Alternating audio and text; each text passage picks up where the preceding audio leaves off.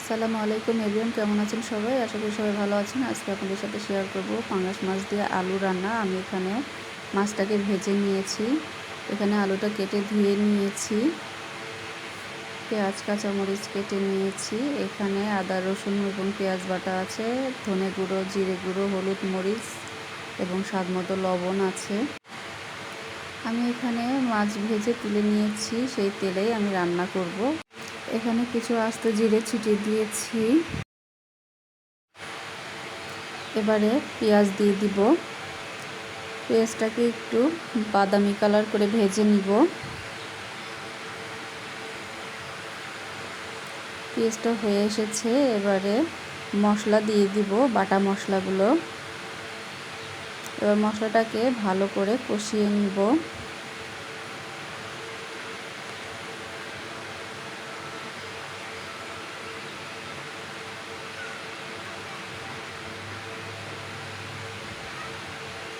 মশলাতে সামান্য পানি দিব যেন মশলা পুড়ে না যায়।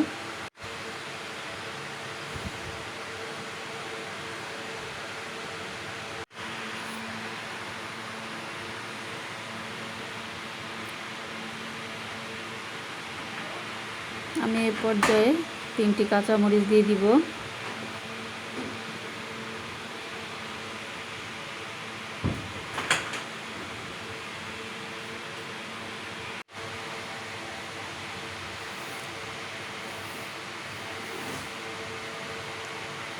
আমার মশলা কষানো হয়ে গেছে, এবারে আলু দিয়ে দিব।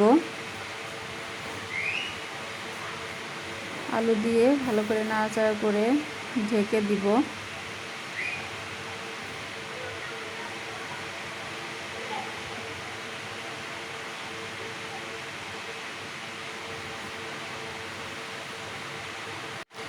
আমি ঢাকনাটা উঠিয়ে আবার একটু নাড়াচাড়া করে দিব।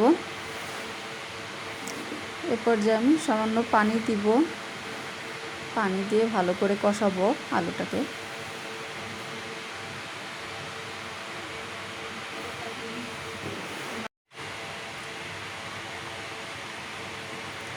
আমি ঢেকে দিয়েছিলাম, তো আমার আলুটা কষানো হয়ে এসেছে। আমি এবারে মাছ দিয়ে দিব। মাছ দিয়ে একটু নাড়াচাড়া করে দিব। 2-1 মিনিট মতো মাছ দিয়ে কষাবো যেন মশলাটা মাছের মধ্যে যায়।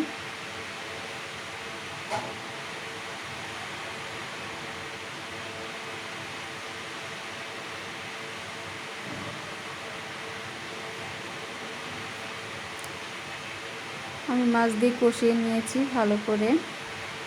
এবারে পানি দিয়ে দিব।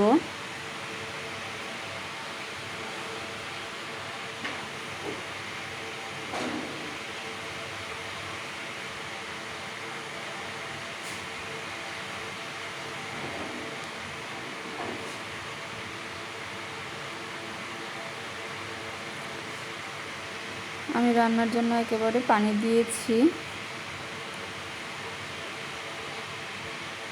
বলক উঠতে শুরু করেছে।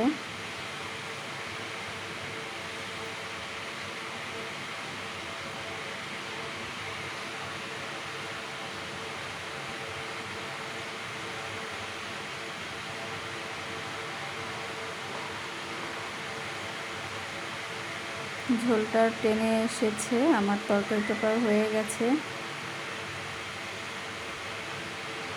আমি এর থেকে আর বেশি ঝোল কমাবো না। চুলা বন্ধ করে দিয়েছি আমি। এবারে নামিয়ে নিয়েছি। ভিডিওটি কেমন লাগলো? ভালো থাকবেন সবাই, সুস্থ থাকবেন। আল্লাহ হাফেজ।